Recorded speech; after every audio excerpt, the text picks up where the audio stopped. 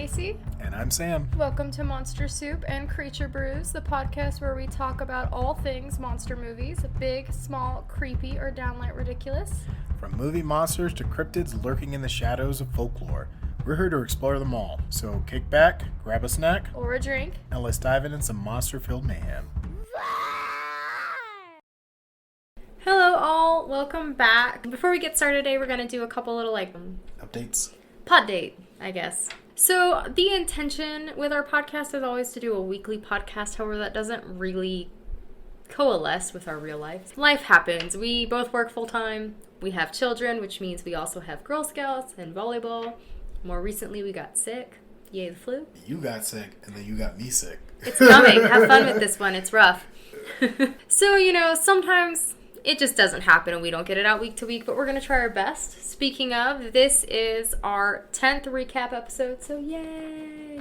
Milestones. It is kind of, actually. A lot of podcasts give up before episode 10, but here we are, still having fun with it. So, anyways, thanks for listening. We're glad to have you back. And on tonight's episode, we are going to be talking about one of my favorite movies of all time, Eight-Legged Freaks. Venomous spiders get exposed to a noxious chemical that causes them to grow to monumental proportions. So now we're going to explain it badly. And this one's actually really good. This one made me laugh. A small town built entirely on poor decisions ignores every red flag, like housing a giant spider collection right next to mines with toxic waste storage. Cue the eight-legged apocalypse. Chaos erupts as locals respond the only way they know how, screaming, running, and forgetting how doors work.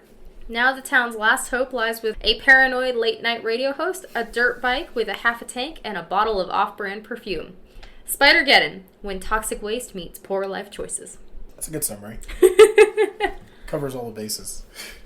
I liked that one. That one made me laugh a lot. This movie's great. It's terrible, but it's great. You introduced this movie to me. I remember, seeing commercials for it when I was a kid. I think I was, 12 when this movie came out. I remember seeing movies or commercials and thinking it was a spoof. I didn't think it was a real movie. I thought it was I was going to say it is a spoof. It looks like an ad in a TV series for a movie. That's what it felt like when I watched the trailer. Oh, no, it's very real. What TV show is my mother watching that they have a full-blown trailer for a movie that doesn't exist? All right. The movie opens with the resident conspiracy theorist monologuing about... That's a common trend in these monster movies. There's always one guy in a trailer broadcasting about craziness. Some of us embrace the truth, Sam. We have to share that truth with others. Yeah, I know. The internet has made that a little too prevalent. People who just would have been the town crazy now have a group of town crazies. All in different towns, and they get together for meetings. Listen, everybody has to find their community.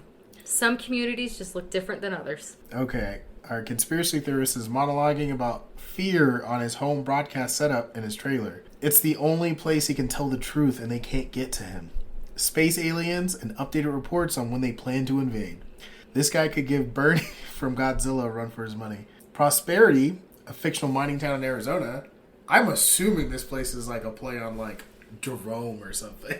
But you know what it does make me think of is Hope, Arizona. You know, that little tiny middle town? Of nowhere? That's what it looks more like, honestly. For anybody who hasn't been to Arizona, Hope is itty bitty. It's on a 2-lane highway in the middle of nowhere on your way out to California. And the best part about Hope is as you're leaving it, there is a billboard that says, "You are now beyond Hope," which makes you feel really good about driving into the desert with no civilization for miles. To be honest, it takes all of 30 seconds to drive through Hope. So it's tiny. Right. We see a truck carrying some type of hazardous material. The driver risks life and limb to dodge a rabbit that jumps into the road, which knocks some of the barrels into the lake. He manages to save himself. He goes on 2 wheels while he's going around this corner and manages to save himself at the last second. And then it does this a lot in these first opening scenes. It says a week later, we see a random old dude collecting crickets out by that same river that the water or the canisters fell into. And then we get another week later. We see a boy riding his bike along the highway to meet up with the same random old dude from a week ago. Turns out he's a creepy guy that collects spiders, and he talks to little boys alone in his shack by the river. While not wearing a shirt. It's pretty creepy. A jacket with no shirt underneath and his spider collection. It's unfortunate. This very easily could have just been a movie that was and that's how Mike was murdered. Mike comments that his spiders look bigger. Josh, our creepy spider guy, explains to little Mark Parker that he's discovered crickets down by the river that are like spider steroids. Mike gets excited about each of the different types of spiders, jumping spiders, trapdoor spiders. This is all foreshadowing for the future. They geek out about the spiders, and Josh says he's going to be rich with his giant spiders because all the spiders are growing at an exponential rate. I want to know who he's selling these spiders to. Right? What kind of like black market channels does he have for like mutant spiders? It's a lot of spiders. While they're talking, one of the spiders escapes its cage, and we see it walking about in the background. Mike's calculator watch, what a throwback. Calculator watches still exist, apparently. You can get them on Amazon. I saw it. They're like Casios. I think you can buy them at Walmart. Used to. I don't know if you still can anymore. Walmart's little jewelry section doesn't really exist anymore. Fair. Oh, Mike's alarm goes off on his watch, and he thinks he has to leave before he gets in trouble with his mom. As Mike leaves, Josh notices the missing spider, which was on his back. It bites him, and then we see a bunch of spiders have escaped their cage and are crawling on the ceiling. Josh starts flailing around after he gets bitten and knocks over all of the cages, and all of the spiders are free now. We get another week later, and we see a Greyhound bus. Man, Greyhounds. I know they still exist, but it just brings back childhood memories. Okay, but every time I've ever looked up like a Greyhound ticket, it's been weirdly expensive, and it takes a long time to get anywhere. Well, it's a novelty thing now. Like, people traveling the old school way. Because it's much cheaper to just plane ticket somewhere if you're going really far. There's no way it's more expensive. Because Greyhounds can be like up to $1,000, which is insane. And another week later, we see a Greyhound bus heading into town, and we meet an angry old lady, Gladys, typing away while smoking a cigarette. Chris, our main guy, gets off the Greyhound and gets mistaken for someone looking for a job by Gladys, the admin. Chris is the son of the previous owner of the mine before he passed away. It cuts over to Mike, who's riding his bike by the river, and calls out to Deputy Pete, who's pulling the toxic waste barrel out of the river with no gloves. No. Mike's mom, Samantha, pops out from behind a cruiser, tells him off for not staying away from the river. He asks what they are doing when she mentions someone dumping waste into the river and now it's contaminated. Mike wants to go warn Josh, but Sam chastises him because she has repeatedly told him to stop visiting the creepy guy living in a shack by the river. Which is, fair as a parent to be like, hey.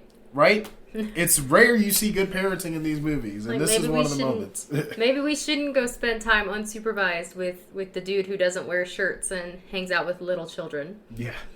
Alone. She grounds him on the spot, telling him to throw his bike in the truck and get in. We cut to 3 guys riding on dirt bikes doing wheelies when Sheriff Samantha passes them. She does a skidding U-turn and pulls them over. One of the dirt bikers has a passenger, and it's Sam's daughter, Ashley. After they call Sam the sexiest sheriff they've ever seen, she writes them a ticket. And these guys are just being very, very generic douche nozzles. They're just being 2000s dirt bike douches. Well, like, I would assume that an officer might exercise privileges at that moment and just, mess those guys up. But, well, it's a small town, so she knows their parents and their uncles and their aunties. So. Well, especially because one is like the son of the mayor. So yeah. Small town struggle. It is. After they call Samantha the sexiest sheriff ever, she writes them a ticket. Ashley, her daughter, asks her to give them a break, and she says get in the truck. As the teenage douche nozzles continue to sexually harass the sheriff, she pulls off. Ashley is talking to her boyfriend on the cordless... Oh, this is back at her house. Ashley's talking to her boyfriend on the cordless phone when her brother wants the phone and she won't give it to him, so he unplugs the phone line from the wall. This whole movie is just full of just 90s, 2000s nostalgia. I know. But I love seeing it, though, because which one of us as, like, a child I've done didn't this do whole that? time. I have a cousin.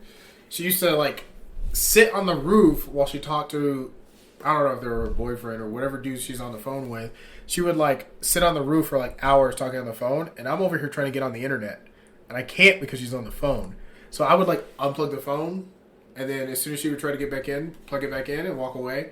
And she'd be like, that's weird. She would call him again. I would just keep doing it until she gave up. It was the only way to get on the internet.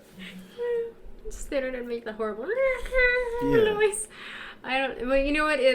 When you were tired of somebody else talking and you needed to make a phone call, or you and your friends would, like, listen on the other line so you could, like, eavesdrop. That was a whole era, too. My mom got to the point where she kept the other cordless in her room, so we couldn't do that. You have to. That's like an OG, like, you know what you're doing move. Yeah. Mike sneaks into Ashley's room as she's trying to figure out why the phone got cut out, and he tries to call Josh, and we get a brief snippet of giant spiders crawling around his shack. At the Prosperity Mall, they're holding a town meeting when the mayor is attempting to convince everyone to sell, and not everyone is convinced. Because honestly, this mayor kind of sounds like a failure. Like, he built a mall in a small town where there's not an audience to make that mall worth it. So it's a waste of money. Well, we built a mall in a small mining town, and it doesn't seem like it's off a major interstate. So there's no traffic. There's no reason for you to come there. There's no just like, it's not like a tourist site like Route 66 where someone's going to like take the scenic route and come down this way. Well, and they also go through all of his other failed business ventures, like his ostrich farm and all the other things he's done that hasn't worked out. And in general, that actor does a good job of playing like a slimy salesman type guy. Yeah. Harlan, our resident conspiracy theorist, thinks it's a government cover-up. Since they're offering so much money to relocate all the town residents, it seems like no one has been willing to leave because they thought the mine would eventually be able to prop the town back up like it once did. McCormick, the old man who owned the mines, claimed to have seen the vein before he died, and the mayor remained skeptical. Chris, McCormick's son, steps in and says the mines are filled with methane gas and they can't fill them with toxic waste. He believes his father, and he's going to find that load. Chris said he's not selling the mine, and he walks out. The mayor... Yeah, I know load. I know, I'm sorry, I laughed. I'm in the Nah, I'm with you. The mayor, Wade, runs out and catches up with Chris. And the first thing he says is, your father was delusional. Chris took offense to that. Wade claims Chris never cared about the mines anyway, and not to make the town suffer because he feels guilty and about not being around when his father died.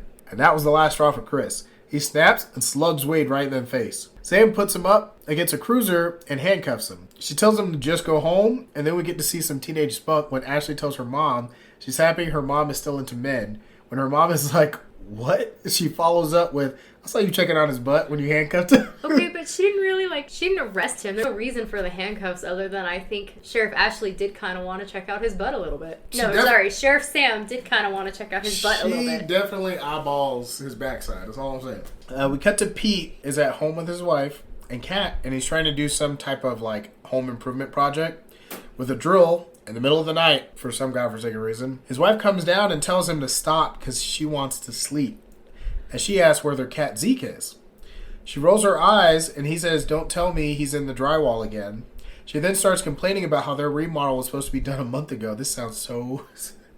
I feel like I've heard this story so many times about people starting projects and just never finishing them, and they're like forever work on. Okay. She then starts complaining about how the remodel was supposed to be done a month ago while she reaches to get cat food to lure Zeke out of the drywall. They start calling out to the cat with an open can of cat food. Tuna, actually, because they couldn't find cat food, so they were trying to lie to Zeke-a-doodle. They got tuna and they were trying to bait the cat out of the wall when they see a series of cat and spider imprints, and they hear the cat just screaming in the wall. And then we hear one last screech. This is like all over the place. So there's like, it's like a trail going up the wall, across the ceiling, or down another wall of just the cat clearly struggling with this spider. And then they hear one final screech and it jumps to another scene. Chris is talking with Gladys about how Sam is divorced and he says he doesn't want to talk about it, while Gladys points out that he left town because he wanted to avoid Samantha after he beat up her husband, which her husband must have been a wimp because Chris is not a big guy. Chris is a pretty tiny guy. Maybe you don't know his life. Maybe he takes jujitsu or something. In that small town? Unlikely. He claims that it was a long time ago and he's a changed man. Punched the shit out of Wade. Oh yeah, he snapped on Wade. Gladys tries to convince him to tell Sam the truth behind the whole incident, and he reluctantly agrees. She tells him before he does, he might want to shave his mouth fuzz. It looks like a stripper's crotch. That line sent me. Okay, but like, is Gladys not my nanny though? No, 100%. Does Nanny still smoke? I don't think she smokes anymore. She does still smoke, and that is exactly the kind of shit she would say about someone's face. Nanny just looks like the type of person that always, when she was growing up, always had a cigarette in the side of her mouth. She did, yeah. Yeah, I Gladys. spent years of my childhood being exposed to secondhand smoke. Because my nanny, if she was cooking, on the porch, in the car, always a cigarette. That was just a thing back then, too. She could yell at you with a cigarette in her mouth, but It was you never impressive. even took it out. Back with Mike in his hand camcorder, he sneaks past his mother in the kitchen to go outside. Sam gets a phone call from Pete saying something ate his cat. Okay, I take issue. Once again, Pete is not that smart. There are very clear spider impressions in his drywall. And he's like, I don't know what ate Zeke-a-doodle. There's no way in your head that you're willing to rationalize that those marks are from a spider because the size of those things would indicate a gigantic spider, and you would just play dumb.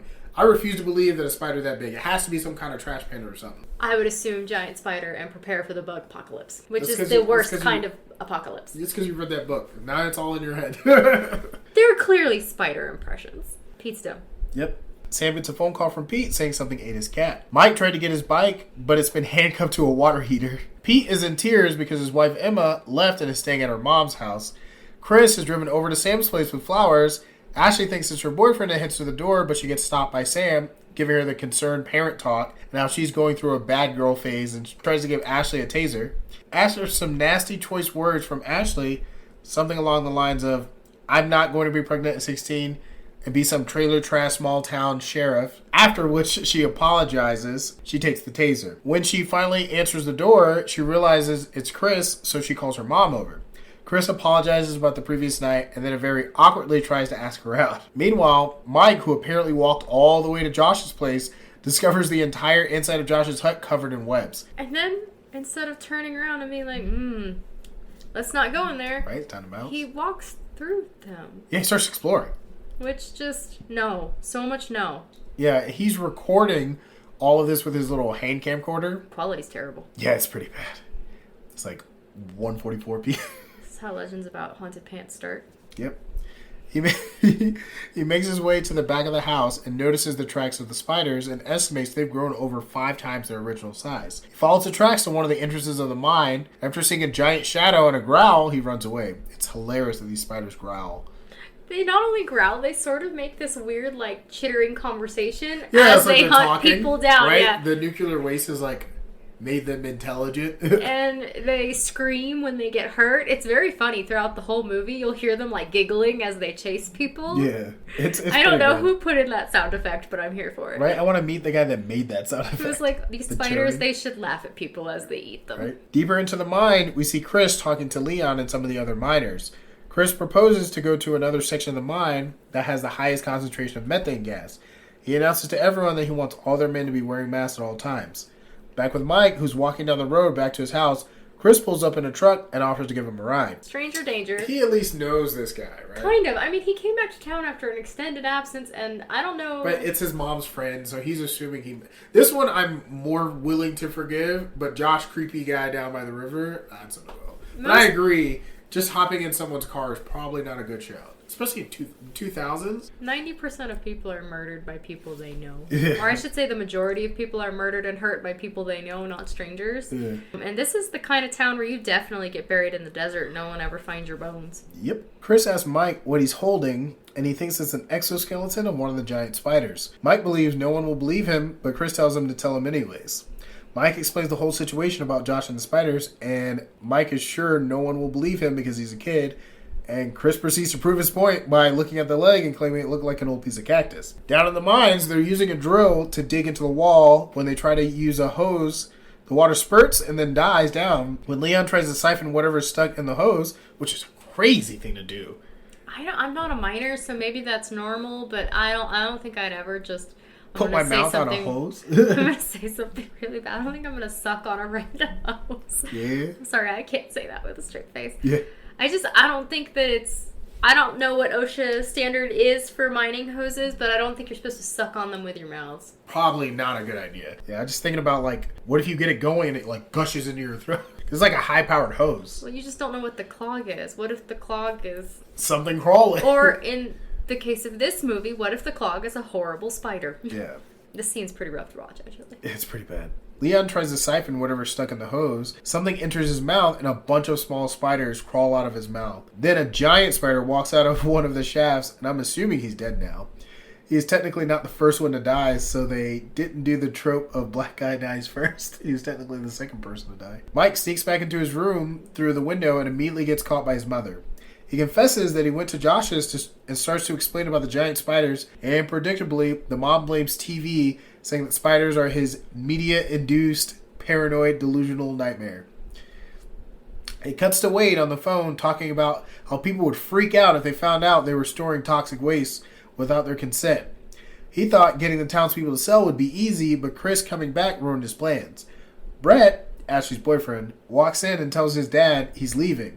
He waves him off. He keeps talking about how he let them run tests and hide things in the mine. Brett, trying to see if his dad is paying any attention, says, I'm going to go get wasted and have an orgy. Do you want one? This guy says, Brett, I'm on the phone. Go have fun. Clearly the parent of the year. And this part's funny and kind of sad. So the ostrich farm is like in their backyard. And the ostriches are like, they're not the most intelligent creatures. So I kind of feel bad for them because like they're just stuck in a corral. What are they supposed to do? They're not dumb, but and evolution didn't prepare them to have giant trapdoor spiders the size of dogs suck them underground. Normally they don't have any. I don't think they have natural predators because they're very big and they're very fast. They do, but their instinct would be to run, which is hard in a corral. And if not to run, they have terrifying dinosaur feet that can disembowel things.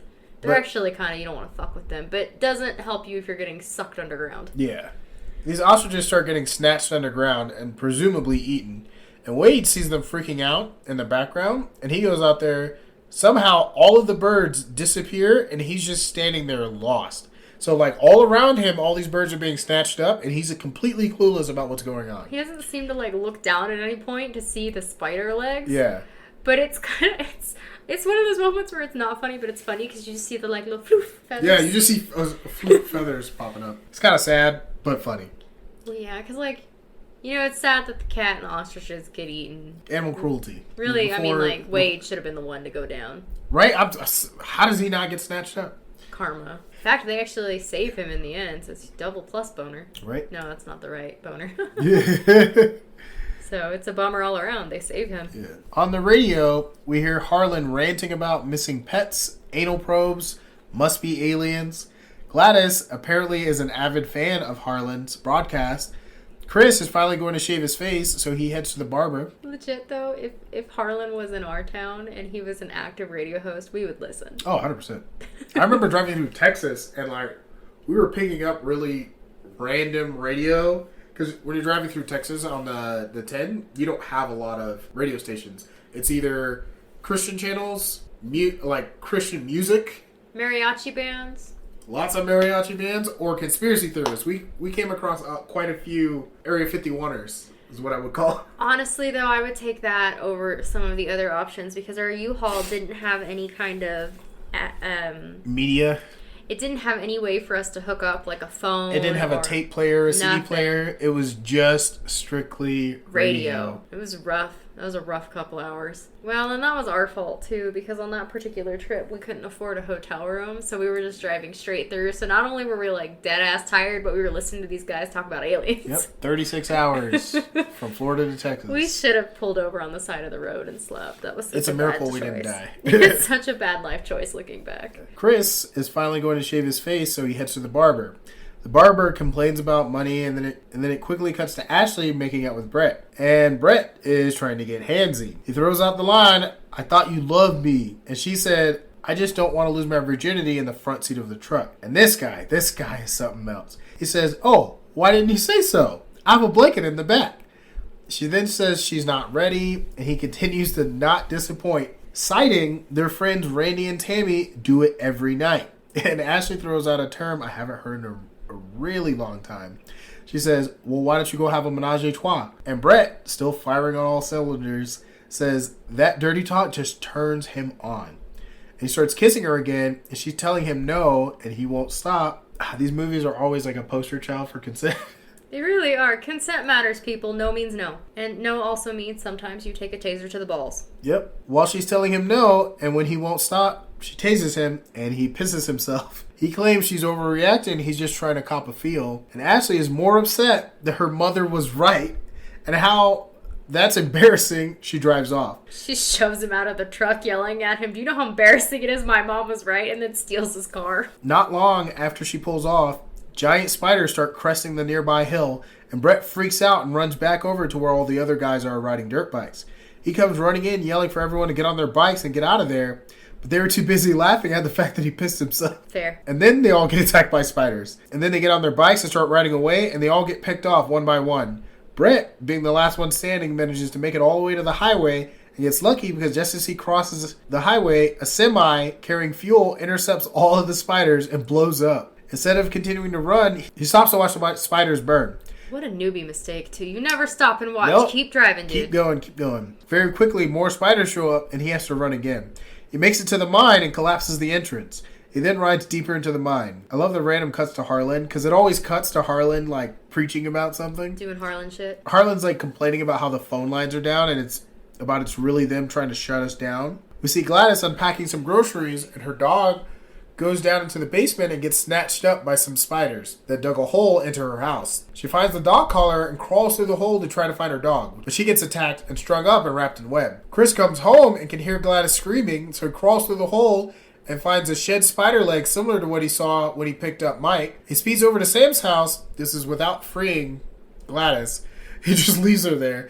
He grabs the spider leg and then speeds over to Sam's house and shows Mike this giant spider leg. Mike measures the leg and estimates the size of the spiders, and they're huge. Mike has a great one-liner here, throwing it back to his mom when his mom asks, "What is that?" And he said, "It's my media-induced paranoid delusional nightmare." Chris asks Mike about Gladys, and he thinks because there's a lot of webs around, she might not be dead, because she may have encountered a male orb weaver who brings presents to the female. Ashley, who is ripping up a picture of her and Brett, gets cornered by a male orb weaver who's wrapping her up in web. Chris tries to use the chair to beat it away, and then he gets wrapped up as well. Chris takes a lot of L's in this movie. He does. Sam goes and grabs her shotgun and blasts the spider. Sam then gets her radio and radios Deputy Pete and tells him to grab all the guns and come to her house. I love that roundup moment in small towns where they're like, "Bring all the guns." And they go get their like locker that has like at least 20 or 30 rifles and shotguns. And I'm like, you guys are like a 2-officer town. Why are you this loaded? Well, I mean, I shouldn't say it, but you've met some of my family members, right, Sam? I mean, people just like guns. I get that, but like these are like government bought. Like these aren't like their personal firearms. I mean, maybe they are. I was about to say, you don't know. It's a Pete small looks town. like the type to have a collection. That's all I'm saying. My dad makes his own bullets from scratch. You never know. I've seen your grandma's garage. I know. My family. Good Lord. Down in the mine, Brett discovers the dead body of Leon and all the other miners. Cocoon in webs, and the female orb weaver starts sucking the life out of all of the cocoons, and he runs. Doesn't save anybody. He's a hero. Nope. This kid. Brett just keeps rolling with his dirt bike, and just keeps going. Then we get just a bunch of death scenes. First the miners, and then the barbershop.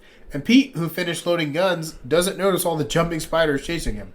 He manages to make it all the way to Sam's house before he gets attacked. Mike lets his mom know that almost all the spiders are nocturnal, but they're probably going to head out soon to feed. And of course, the phone lines are down, so they can't get the word out.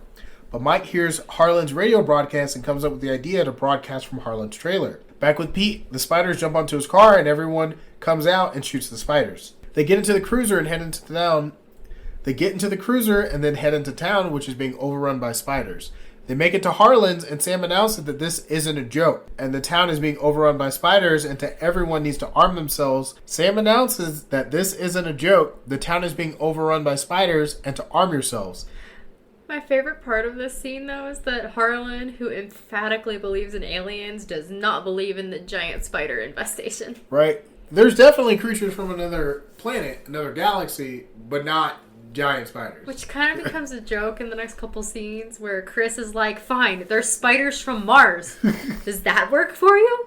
And he's like, well, no, I'm not happy with that either. They cut to a diner full of people listening, and they're just kind of making jokes and that no one believes them. Sam tells everyone to head to the mall, and right as she finishes, a giant tarantula is heading to the trailer. Mike radios to his mom that it's coming, and it flips the trailer. Sam is still telling everyone to head to the mall as they're being attacked, and they can hear the screams and the rumbling in the background. Then after the spider flips the trailer, it falls over on its back. They climb out of the trailer, and Harlan says, "Damn, and I had 4 more payments on this shit."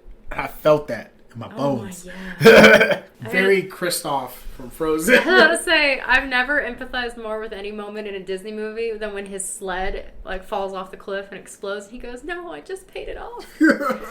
That's how it be. As soon as you pay off a car, you get into a... Somebody runs a red light. Oh, man. When I was 16, that happened to me. I was turning left on a green arrow, and a lady ran the red light, and they towed my car away from the intersection in pieces. Not 3 damn days after I had paid that shit off. I mean, it gave you a nice payout so you could buy another car. I did. I was able to buy a Toyota Corolla, so like it worked out, but it was still one of those moments where like I'm sitting on the curb waiting to talk to the cop to give my statement. Trust me when I tell you upgraded. That Malibu was garbage. I'm like waiting to give my statement, and all I can think is, fuck, I just paid this shit off, and I hated my job because I was 16, so I had a terrible job. Nobody has a good job at 16. Yep. You're supposed to work at the weird Dollar minimum wage, yeah, with the creepy manager who hits on you sometimes. Like, that's just a rite of passage. Yep. They get out of the trailer, and just as the spider rights itself, they get into the car and speed away. The creepy sounds these spider makes are so weird. Like the chittering and the laughing is just, it literally sounds like they're literally talking to each other. Like little demon dolls, Yeah. spider bodies. Now, everyone sees the spiders in town, and one jumps through the diner window. Everyone panics and runs away. Trap spiders are everywhere, snatching people up. They speed through the town as the whole town is being overrun. Wade, who's leaving the mall, sees all the people coming to the mall, thinking it's a good thing. He's like, see, if you build it, they'll come. My notes say that I think everybody would have been better off not converging in one space to just be eaten. Nope. They gotta have those snacks in a cage. They get as many people in as they can before they close the metal gates on the mall front door. And it's very much like if you didn't run fast enough, so sad. Well, there were people still outside when they're closing the Oh gates. yeah, they definitely were like, bye Wanda, best of luck to you. We hated your church casseroles anyways. Chris gets everyone to quiet down. Mike tells everyone not to make a lot of noise. The spiders can feel the vibrations. And I'm like, bitch, they already know we're here. They know where we're at. Making noise isn't going to make a difference. Well, I don't think standing in the open courtyard section of the mall was the best idea, because why not go and lift up those gate things and have, like, split people up into groups? Like, split out the guns, you know? Well, there's definitely a more secure way to have saved everyone. These spiders are gigantic. They cannot use doorknobs. Nope. That's why that description of people forget how doorknobs work. I gotta tell you, my strategy in case the bug apocalypse ever comes is I'm not grouping up with 30 other people. You're on your own. Yep. We're gonna separate here. That way they can't get all of us. After that, Chris then asks if anyone has a cell phone, and Wade said he does, but good luck getting a signal. Harlan proposes to use the antenna on the roof. That's how he gets his broadcast out. Chris volunteers, and Harlan says he's got his back. Sam tells everyone to arm up and get supplies, so everyone splits up and gets weapons. Chris and Harlan get to the roof entrance, and Mike hands them perfume to fuck with the spiders. And Chris tries to tell Sam something, but gets interrupted, so they head to the roof. The giant tarantula makes his way to the front gate and starts attacking it. Chris climbs the tower to get a better signal while Harlan is shooting the spiders away from the tower. Chris gets a signal and tries to tell the emergency services that they need help, and when they don't believe the giant spiders, he starts yelling that they're here. The aliens, they're here. He sounds just straight up unhinged, so you know that 911 operator was just like, good God, and hung up the phone. Yeah. Back downstairs, the spiders are almost through the gate. Sam makes Ashley take everyone who's young or weak down to the storage room. Then the spiders flood in when the gate breaks. This was a terrible idea straight from the get-go because A, the bug apocalypse is the worst kind of apocalypse because they can crawl on the ceiling. Yep. So all these spiders flood in and instantly go above their heads to eat them. Yep. They slowly make their way back to the storage area, and lots of people die as they work their way back. They get to the storage area where there should be a path that leads to the mines, but it's locked. Harlan and Chris are stuck on the tower just killing spiders. Chris tries to get Harlan to climb up higher, but he's afraid of heights, so he says he will lead them away.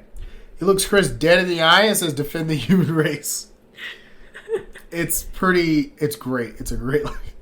He runs away yelling, you will never get that anal probe near me, and jumps off the roof. And this is a very other guys moment where it's like, aim for the trees. There's no way this dude knew what he was doing.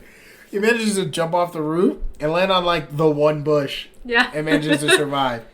He runs away, and Chris zip lines into an HVAC duct and gets back inside. Down in the mine, it looks like Wade got to the storeroom first and went into the mines and locked the door so no one else could get in. He runs into Brent, who's being chased by spiders. And just when they turn around, Wade gets attacked and dragged away. Brent gets back on the bike and speeds away. Sam finds Chris stuck in the vent and lets him out. Back in the storage room, Ashley tells Sam that Wade locked it from the other side when they hear banging against one of the walls. Brett busts through with a forklift, and Sam and company kill all the spiders that were chasing Brett. They head into the mine when the spiders are trying to break down the door into the storeroom. Sam drives the forklift to block the door. Chris leads everyone into the mine, following the cables that lead to the generator to find an exit. They get to an area where all the methane gas is located. He warns everyone to be careful. The smallest sparks would blow the whole place up. Since they have guns, they use crossbows instead to kill the spiders. They come across a lot of cocoon bodies, and they have to cross the female orb weaver's territory to get out. They find Wade in one of the cocoons. Meanwhile, the spiders have finally gotten through the door and are heading into the mine. Chris asks Mike, does he think Gladys could still be alive? He says maybe, so Chris tells Sam to lead everyone out and get the generator started. Chris tells Brett he needs his bike, and to leave it there, Chris stops Sam to tell her what he's been trying to tell her the whole movie. But before he can, Sam says it for him. You beat up my husband because you found out he was cheating on me. You never told me because you didn't want to break up the family, and that you've always loved me. She knows he's always loved her, and if he had said something sooner, maybe their lives would have been different. He says, exactly, with a very confused look. And she says, your dad told me. And then she says, now get moving so you can make it up to me later. Then he takes the bike and goes back through the tunnel trying to find Gladys. He finds Gladys, pulls her out of the cocoon, and she says, look at all that gold. The gold vein that he's been searching for the whole movie is right there in the middle of the orb weaver area. He checks no other cocoons, by the way. He finds Gladys and he's like, well, that's it. I have my mean grandma. It's Listen, good. nobody else, they're on a clock, right? So he told them, as soon as you get out, start the generator. I'm just saying, he passed by a couple. He could have at least, kicked them to see if somebody, grunted. I don't blame them. Those people, they ain't my people. Gladys is my people. So I'm going to save her and get out of here before Sam's leaving everybody else to become Spider Chow. Listen, I would save you. I would save our children. Thank you. Now, would I save our neighbors that we don't know? Nah, they can rot. They're on their own in the apocalypse. Yeah. They ain't my people. They ain't my problem. The group finds the exit and starts the generator. While Chris marvels at the gold, saying his father wasn't crazy, Gladys is trying to smoke a cigarette and nearly blows them up. The female orb weaver shows up, and Chris can't shoot because of the gas. So he sprays the perfume, and the spider freaks out. This is my favorite scene in the whole movie, though. Because he's face to face, eyeball to eyeball. She is this huge, massive, 12-foot spider? Yeah. And she gets up in his face, and he just goes...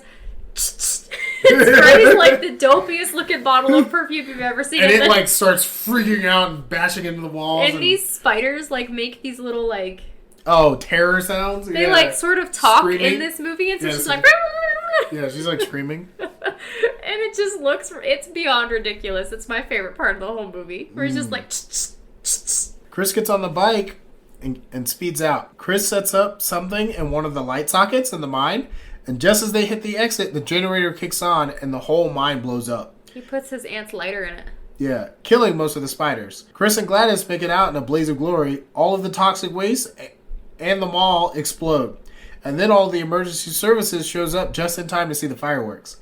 Sam looks at Chris and asks him, are you happy you came home? And they do an awkward side hug. And we end with another broadcast from Harlan. He states, 1, they never got that anal probe near him. Good to know, Harlan. And 2, Chris is reopening the gold mine and putting everyone back to work as he laughs with a few gold teeth, saying, that's a story for another time. And the exit music, which is awesome, is Itsy Bitsy Spider, but Western style. Yeah. I always kind of wish that they had made a sequel to this movie because you know for a fact that not all the spiders were in the mine or the mall. Right? I was waiting for a follow-up where... Because trapdoor spiders would have stayed outside the diner where they ate all those people. Right, they're still on the ostrich farm, just chilling. Yeah, and the jumping spiders probably wouldn't have gone underground either. And then the tarantulas, they probably would have still been walking around too. You know they made a sequel to Piranha, but they didn't make a sequel to Eight-Legged Freaks? I know, that's what I'm saying. Sense. And Eight-Legged Freaks is way better. Yeah, it made no sense. Okay, so this movie is a gold mine of quotes. So I have some of my favorites printed out. So I'm going to read them to you just so everybody can enjoy. Because they're great. So this is my favorite one. Wade, what exactly is that? Deputy Pete, Spider-Man. And that's actually a quote and a clip that's shown in a lot of commercials for this movie. Because the way he says it, it sounds like Spider-Man, the comic book character. I wonder if they had to pay someone to be able to put that line probably. right. Spider-Man was really popular then too, because I'm pretty sure the Sam Raimi Spider-Man came out in 2002. So. Well, I think it was not long after that too that the Spider-Man that I know with That's the Sam Raimi Spider-Man with Tobey Maguire. Yeah. Okay. Yeah. Sam Raimi. Okay. Tobey Maguire then. Okay. So the next quote is Chris McCormick. Harlan, get up here. Harlan, I'm afraid of heights. Chris, heights? Aren't you afraid of spiders? Thank you. No, for real though. Because he doesn't want to climb up the antenna tower to make the phone call. And then most of these quotes are actually Harlan's. Harlan, there's no way you're telling me that thing back there is from Earth. Chris, all right, there's spiders from Mars. You happy? Harlan, no. I mean, he's right. What's the difference? I gotta tell you though, as someone who does tend to believe in, like cryptids and the otherworldly, I would be a little bit happy. I'd be like, actually, validation. This vindicates something deep down inside me. I'm not thrilled that I'm in the town it's happening to. Right? I'd rather be hearing about this story than living it. But... Also, not thrilled that it's spiders, because the bug apocalypse is one of the worst kind of apocalypse, especially spiders. They have thousands of babies. Yeah. That's the worst. You gotta kill them before they reproduce. Okay. Chris, I got a signal. Harlan, that's great. Now how about dialing? And this is Larry, and he's one of the douche nozzles from the 2000s with the frosted tips. Dude, did you piss your pants? Brett, come on, we gotta go. We gotta get out of here. They're coming. Randy, looks like the only one going is you, dude. That was funny. And that's right before, sadly, Randy gets eaten. Well, all of them. All of them except Brett. By jumping spiders. But yeah, it looks like the only thing going is you, dude. Which just, I mean, if your friend does piss his pants, you gotta make at least one pee joke. Oh, 100%. I would definitely never let my friend live it down. Okay. Remember that one time you piss your pants? Yeah. Yeah, this next quote. Harlan, that's the one who busted up my trailer. Chris, shh. Harlan, I bet you he's their leader. In reference to the big tarantula spider.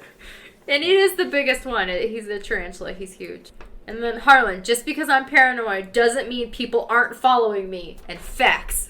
No, it's true though. Actually, the emergency services that show up at the end. So when Chris made that call, they didn't believe him. But when they found out that town was Harlan's town, they were like, "Oh, we listen to his broadcast all the time." So they actually came out as soon as they got all excited, and they were like, "Oh my gosh, there's exoskeletons!" Yeah. No, but just because you are paranoid doesn't mean that you might not actually be being stalked or followed. Yeah. I feel like there's a lot of people who've proved that. Well, like, no one... That's the thing about when you're paranoid is no one believes you. Yeah. So you're the easiest person to stalk. Okay. So, Mike, take these. You'll need them. Chris, perfume? Mike, well, spiders have a highly developed sense of smell. The perfume might confuse them. Harlan, great. If we die smelling nice. And so those are some of the best quotes from the movie. There's also one really funny scene where Chris screams, "Get away, you 8-legged freaks!" Oh, they have to drop the title. They do, Yeah, in at least one part of the movie. Alright, so thoughts on the movie, Sam? Oh, of course, I love this movie. This movie's great. I said from the very beginning, this is one of my all-time favorites. I usually watch it every year around Halloween. I've seen this movie hundreds of times. It's a classic. I like this one. It's a good movie. I love this movie. I'll have to try to see if I can't put some screen grabs of scenes from the movie. They're really good. Maybe I'll try to get the one where Harlan and Chris are on top of the radio tower. Yeah, that would be was funny. pretty funny.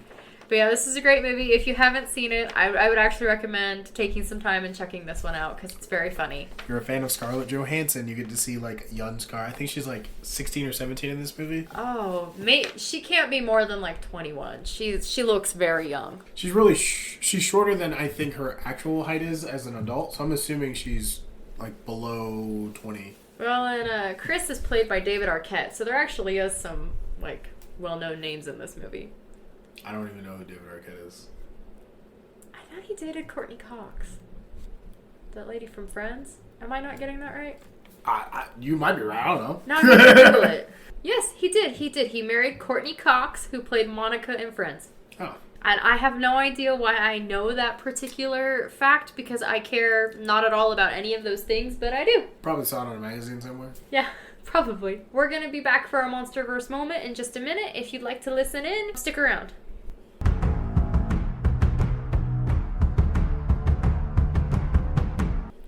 Okay, on this MonsterVerse moment, we're going to be delving in a little bit more to the world of spiders, because that's what this movie is themed about. You know, shocking, eight-legged freaks. We're going to talk about spiders. All right, and so first things first. Would perfume actually bother a spider and throw it off a little bit? And the answer is yes, actually. I didn't know spiders could smell. Not the traditional way that you or I do, but yes, they do smell. So yes, this actually would be a very good scientifically sound method to combat the spider invasion. Spiders are sensitive to strong artificial scents, like a perfume or an essential oil. While they primarily navigate their world using touch and vibration, spiders also possess an ability to detect chemical cues through chemoreceptors located on their legs and pedipalps, which are the like fang things that hang down. Yeah. The like little things in their mouth that are creepy. These receptors give them a kind of smell or taste sense, helping them understand what's around them. Perfumes that contain alcohol, essential oils, and synthetic chemicals can be irritating or even repellent to spiders. Many essential oils such as peppermint, tea tree, eucalyptus, citrus, and lavender are often cited as natural spider deterrents. The important thing there is deterrent. It's not going to necessarily stop something that's very determined. Yeah, if it wants to get at you, it's going to get at you. But it might not want to cross through the path of that. Spiders tend to avoid areas treated with these oils, though sensitivity can vary depending on the species, the strength of the scent, and how long it lingers. Spiders can taste with their feet, more precisely sensory hairs on their legs. So they have these chemoreceptors on their legs. They're tiny hairs. These tiny hairs allow spiders to detect chemical signal. When a spider touches something, especially the tips of its front legs, it can determine things like, is that object food? If that food is alive or injured, or even if the other creature is another spider of the same species or sex, because maybe they don't want to eat them. Maybe they do. You don't know. Now, is this on top of, like, seeing? Okay. I was like... Yeah, but their eyes kind of do different things. These eyes see forward, these eyes see over here. Like, they do different. They don't really see the same way that you and I do. Because spiders both smell and taste using their legs and pedipalps, they also hear, though not the way we do. They detect vibrations through specialized hairs and slit-like sensors along their bodies. When we say see, hear, and taste, we're going to put quotes around all of these because they do it a different way. Yeah, they do it very differently than us. Male spiders in particular seem to have a lot of these, and they use them to detect sex pheromones from females. They have thousands of olfactory hairs called wall pore sensilla. These function like a nose, detecting even super faint airborne signals. Interestingly, they did a study, and these sensilla are located like near the tops of their legs. That's an area that doesn't touch the ground when they walk, and that makes them more sensitive and better protected. And they are doing a lot of research around these because they have found that males have these, but females don't. And it's only even some species of spiders don't have them at all. Like there's some trapdoor spiders in Asia that don't have these ones on their upper legs. And so that suggests that this ability to like be super sensitive to the sex pheromones has evolved in multiple different kinds of spiders, but like was lost through like total lines. So like if we laid out like 54 different kinds of spiders, maybe like 5 of them just didn't inherit this one trait, which is kind of weird. And I also read this study, which was sort of disturbing, where they took spiders to figure out how they like interact with their world sensory wise. And they took some spiders and they like painted over their eyeballs with Wet n Wild nail polish, which horrifying. Where are the PETA people on that? We're just torturing us spiders out here to figure out how they work. And then they like cut off some of their legs, like different legs, and then like a whole bunch of other stuff, and then released them into the wild to see which spiders could find their way back to their home, basically. And the spiders who had intact legs did the best and were able to find their way back. Every single blind spider was able to find their way back because they don't use their eyes for that. Yeah, that's essentially like chopping off my leg, chopping off my arm, and then sticking me over by a Safeway or a Fry's and being like, make your way back home. Yeah. And so it was interestingly like which spiders did well and which spiders did not. However, I didn't like the study because it kind of like, first of all, I don't think you should be using Wet Wild nail polish to paint over spider eyes. That seems cruel. Well, and what if that was us? What if somebody was a quote unquote higher being and decided let's see if they can make it back to their home planet Earth. Let's chop off parts of their body and right. Didn't like the study, but I did read about the study. And then also, who was the unlucky intern that had to paint over the spider's eyeballs? Yeah. I wouldn't want to do that. I wouldn't want to be that guy. Who pinned the spider down so they could do this? Who drew that straw? I wasn't really thrilled about it when I read it because it kind of seems like no shit. They use their hairs on their legs to find their way around. It seemed a little cruel to paint over their eyeballs. Yeah, torture test. Mm-hmm. The spider's still alive. They call him Four Eye. Alright. So, if the bug apocalypse comes, if the spider sees you and you're moving around a whole bunch, it's probably still going to come after you. But if it can't see you and you're not moving around that much and you spray a shit ton of Lysol around, odds are you might be able to get past the spider. Defense classes 101. So if you want to add to your prepper kit, like chemical sprays, in case of the spider apocalypse, that's not necessarily the worst idea. Everyone always talks about zombies or the end of the world, and it's like, no, mutant bugs. That's what you need to fear. Giant bugs. They have thousands of babies. Much more terrifying. I would assume, though, that if they got enlarged, that they would lose some of their reproductive... I would pray they would lose some of their reproductive abilities, so they wouldn't be able to have as many. Because, God, that would be terrible. They would overrun us, and they would run out of food. No, they would just cannibalize each other. They would cannibalize each other. That's what would happen. Yeah, but if they start eating each other, what happens when they eat all of each other? It's not like survival of the fittest. It's not like biggest spider wins. Yeah, it's not like they know to like, oh, we need to make sure that we keep our population up so we don't run out of food. They would just keep eating until they were done. No. And just keep one male spider around and the female spiders would use him. That's terrifying. And then they'd have 3,000 spider babies. No, seriously, the bug apocalypse, the worst kind of apocalypse. That and like any kind of like airborne thing that makes you explode. Do we have giant spiders? Which is the next super fun question to ask after watching this movie. And while we don't have ones like in Eight-Legged Freaks, we have spiders bigger than what I'm personally comfortable with, which honestly is zero. Spiders are not my genre of creature. Don't mind snakes, lizards are cool, don't like spiders. Technically the biggest spider, or the most widely acknowledged biggest spider, is the Goliath bird eater. And it's a tarantula, and it holds the largest title because it's the heaviest. It can grow up to about 12 inches, and it weighs about 6 ounces, about the size of a baby puppy. Despite its name, it does not usually eat birds. It could, but birds fly. God gave them the gift of wings. Right? It has that name on the off chance that a bird fucks around and finds out. Yeah. Its typical diet includes insects, frogs, small rodents, even the occasional small snake. They're tarantulas, so they don't spin webs to catch prey.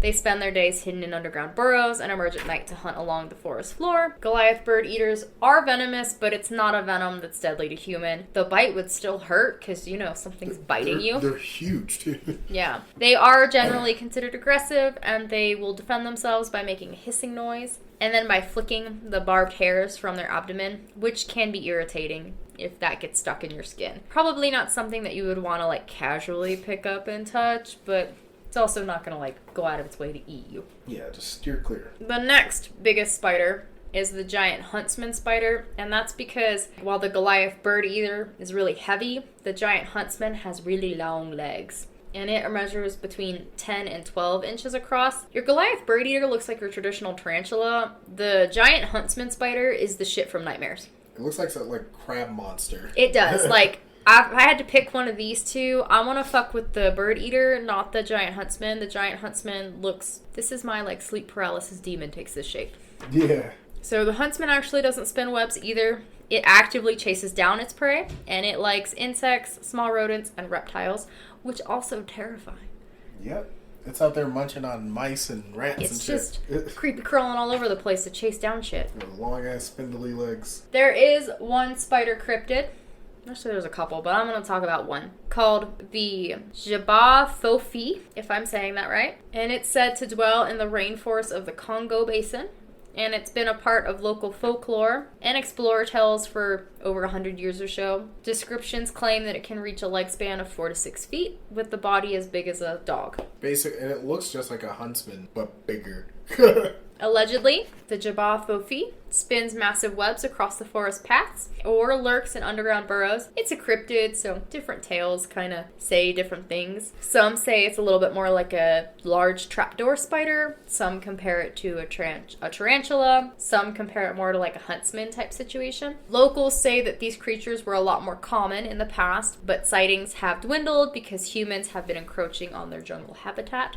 Science has confirmed these genuinely big spiders It's possible that there's a... extinct giant spider. or just one that's really rare. Like, maybe it really does live underground and we only see it, you know, if it rains a lot or something. There are definitely creatures that live in an environment that we just don't naturally look or investigate. So it wouldn't be that far-fetched to have a fucking huge spider underground. No, honestly, if this really was more like a trapdoor situation and the Jabba Fofi just only comes out like during really heavy rains and it lives in a remote part of the rainforest, it could totally exist. There could be a giant dog-sized spider out there. Which is eating bunnies. Nightmare fuel for sure. So these aren't the biggest by actual spider standards or even cryptid spider standards. And they're not even technically spiders, but I still thought that they were fun and worth mentioning, and that is camel spiders. There are many, it's almost like when people catch fish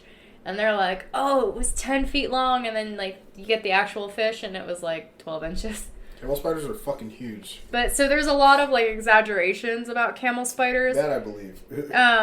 But especially during the war with Iraq, it was very common for soldiers to report extremely large camel spiders, and we do actually have those in Arizona and California too. Ours don't get quite as big, but I don't know if you guys have ever seen a camel spider, but they're terrifying. They're scary. They look really intimidating. Giant yellow demons. Yeah, and so there's actually some like interesting stories about people saying that, you know, that there are camel spiders big enough to have fed on small children or camels even. All of that's unverified, and those aren't even technically spiders, but I still thought it was kind of a fun fact and that they should be thrown in there in the spider mix. They're pretty scary. I did not realize they weren't spiders until I looked them up when I was in the military. So no, I think they're kind of scorpion, aren't they? They're scorpions, yeah. They just, because of the way they look like spiders. They look more spidery. Yeah. They have more spider features. Anyways, that is our MonsterVerse moment. I hope you guys enjoyed it. If you like what you heard, please leave our podcast a review or 5 stars. That really does help us out. And we hope to hear you next week. Bye. Bye.